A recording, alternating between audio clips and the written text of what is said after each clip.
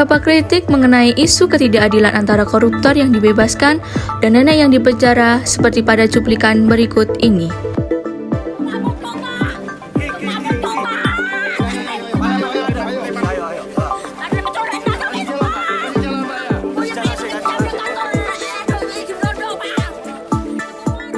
Pertama, ketimpangan keadilan. Hukum seringkali tidak berjalan dengan adil karena perlakuan berbeda terhadap masyarakat kecil dan para penguasa. Salah satunya Nenek Asyani. Pencuri untuk memenuhi kebutuhan dasar hidupnya pun dihukum berat. Sementara koruptor yang merugikan negara dan masyarakat sering mendapatkan hukuman ringan, remisi, atau pembebasan tanpa syarat.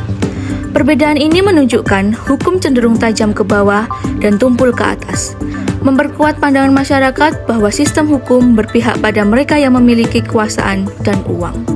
Ini artinya untuk sementara Asyani tidak menjalani hukuman penjara, kecuali jika ia kembali melakukan pelanggaran. Yang kedua, minimnya aspek kemanusiaan dalam hukum.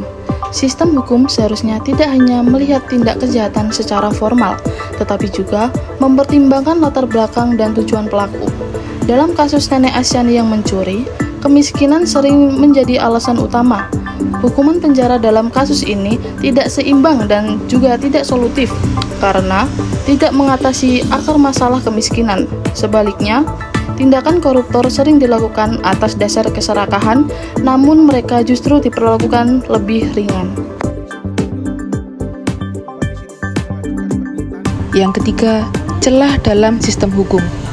Koruptor kerap kali memanfaatkan celah hukum, seperti membayar pengacara terbaik, menyuap aparat, atau mengajukan remisi dan pembebasan bersyarat. Sementara itu, masyarakat kecil seringkali tidak memiliki akses ke pembelaan hukum yang memadai, sehingga mereka tidak mampu membela diri secara layak di pengadilan. Dengan teman-teman menolak keras ini, tahu-tahu sudah ada surat kayak gitu. Ini kan bentuk apa ya? Bentuk karakter asesinasan terhadap tim pengacara. Yang keempat yaitu efek sistematis terhadap masyarakat. Ketidakadilan ini memberikan dampak negatif secara sistematik, seperti meningkatnya ketidakpercayaan masyarakat terhadap sistem hukum dan pemerintah. Ketika masyarakat kecil merasa hukum tidak berpihak ke mereka, rasa keadilan sosial akan berkurang, yang akhirnya dapat memicu keresahan sosial dan memperlebar jarak antara kelompok kaya dan miskin.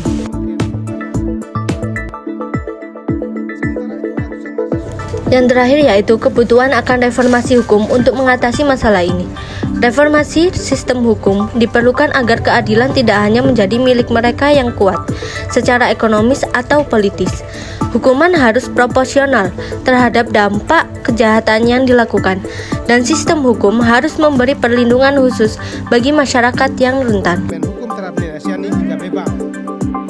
Para hakim, kita himbau semua para hakim yang sedang menangani perkara Nenek Asyani. Masyarakat berdemo untuk meminta keadilan terhadap kasus Nenek Asyani agar segera dibebaskan dari hukum penjara yang ditetapkan oleh hakim pengadilan. Kritik ini menegaskan bahwa sistem hukum yang ideal harus mencerminkan keadilan substantif di mana semua orang diperlakukan setara di depan hukum tanpa terkecuali. Dengan penggalangan tanda tangan di atas kain putih sepanjang 15 meter. Mereka berharap Pengadilan Negeri Situbondo membebaskan Nenek Asyani dari segala tuntutan hukum. Ketika kuasa berbicara, kebenaran tak ada artinya. Hak asasi manusia milik kita semua, perjuangkanlah keadilan. Bukalah matamu, pasang telingamu, lihatlah ke depan, bernyanyi bersama, kanan bersuara, kiri bersuara, satukan suara, dukung keadilan. Kelompok D, berjuang untuk keadilan.